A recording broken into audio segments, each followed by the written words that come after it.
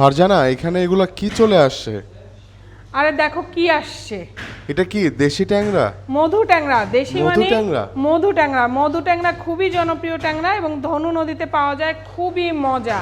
কিন্তু এটার খুবই মজা। এই সাইজ ট্যাংরা তো তোমাকে দেখে অনেক বড় মনে হচ্ছে। হ্যাঁ বেশ মানে- বড় ছোট আছে, বড় ছোট মিক্সড, কিন্তু বড়ই বেশি। তোমাকে সাইজগুলো দেখাই, দেখো কি সুন্দর ট্যাংরা আসছে। একদম ফ্রেশ, দেখে মনে হচ্ছে একদম ফ্রেশ। আর ট্যাংরার গায়ে এটা ডোরা কাটা থাকে না? এটা দেশি হ্যাঁ, ট্যাংরাতে? দেশি ট্যাংরা, মধু ট্যাংরার গায়ে এরকম ডোরা থাকে। ট্যাংরা আমাদের দেশে কয়েক রকমের পাওয়া যায়, তার মধ্যে এটা সর্বাধিক জনপ্রিয় এবং সবচেয়ে বেশি পাওয়া যায়। খালে, বিলে, হাওরে, বাওরে, নদীতে সবখানে পাওয়া যায়।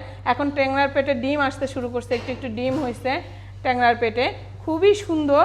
এরকম বড় সাইজ যেমন আছে, তার সাথে আবার কিন্তু এরকম ছোটও আছে।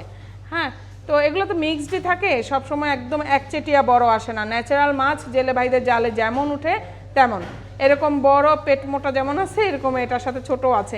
এগুলা ভুনা করে খেতে খুবই মজা, খুবই মজা, খুবই মজা। তোমাকে তো আমি খাওয়াইছি, তুমি তো জানো ট্যাংরা মাছ খাইতে কত মজা লাগে।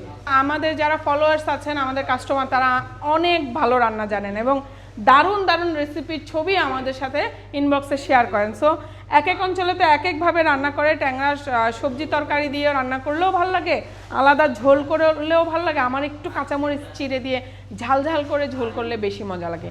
তা আপনারাও আমার মতো করে এভাবে খেতে পারেন। আর অথবা আলু কুচি করে হাত মাখা ঝোল ট্যাংরার, সেটাও করতে পারেন। ট্যাংরা খুবই মজার সুস্বাদু একটা মাছ, আমাদের দেশি মাছ।